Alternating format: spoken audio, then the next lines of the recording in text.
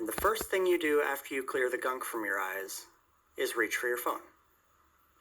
You have some downtime in your day, so you pull your phone out of your pocket. You're watching a movie with your friends, and even though you're enjoying their company and the film, you're on your phone.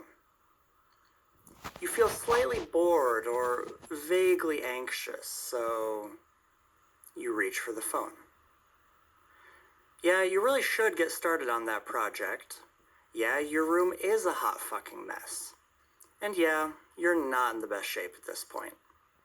And yet, here we are, scrolling through Twitter, then Instagram, then Snapchat, then back to Twitter. Why do we do this? Isn't this stupid? To figure this out, let's start with dopamine, a hormone that helps regulate movement, attention, learning, and emotional responses. While people tend to think of it as a pleasure hormone, it really enables us to see the rewards and take action to move toward them. Your dopamine levels are actually higher before the reward is obtained, and even though your brain is encouraging you to seek out a behavior, over time the pleasure you derive from that behavior lessens. Research has shown that the brain releases more dopamine when it knows it won't have to wait a long time for the reward. The shorter the wait and the less effort put in, the more your brain encourages you to go after that reward. Your phone has a limitless supply of novelty, social validation, humor, and outrage for you to consume at a little cost. All you have to do to get that reward is put your hand in your pocket, take out your phone, and run your thumb across the screen. And even if the reward isn't always big, the fact that it can be obtained at any moment for almost no effort can turn using your phone into an insidious habit. The truth is, internet addiction is associated with low self-esteem, impulsivity, poor sleep quality, mood disorder, and suicide. Even though most people aren't literally addicted to the internet, the difference between most people and the addict is one of degree, not of kind. While excessive internet use could be ruining your mental and physical health, the reward center of your brain keeps pumping out dopamine to encourage you to engage in it. Let's compare this with getting into better shape.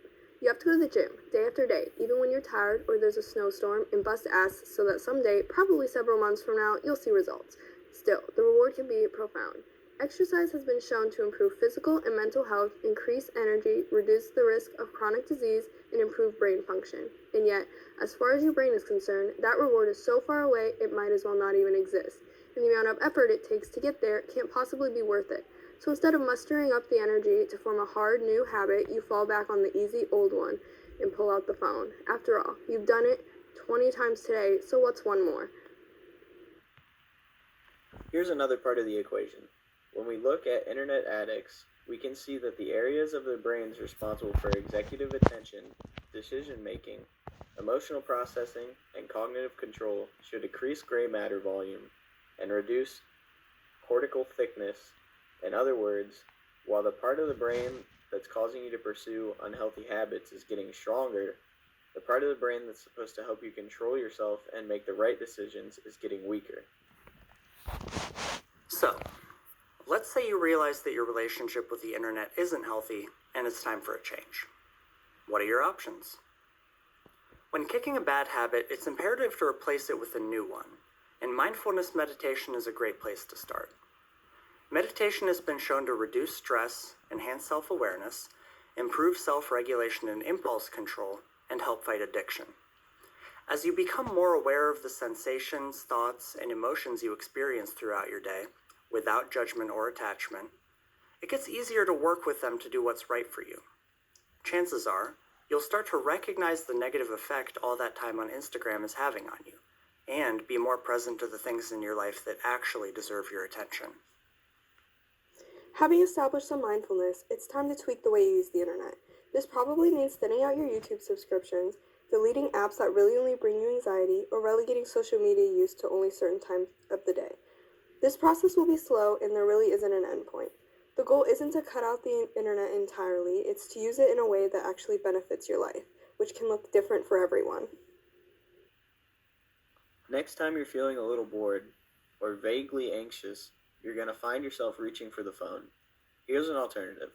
Be mindful of that feeling and listen to what it has to say to you. Maybe there's a project you really need to finish, or maybe your room's a nightmare, or maybe your dopamine's depleted and it's hard to enjoy your life. Instead of reading about the next awful thing Trump said, maybe there's something better you could be doing with your time. As it turns out, despite the endless supply of entertainment inside your phone, you're not going to find a healthy life in there.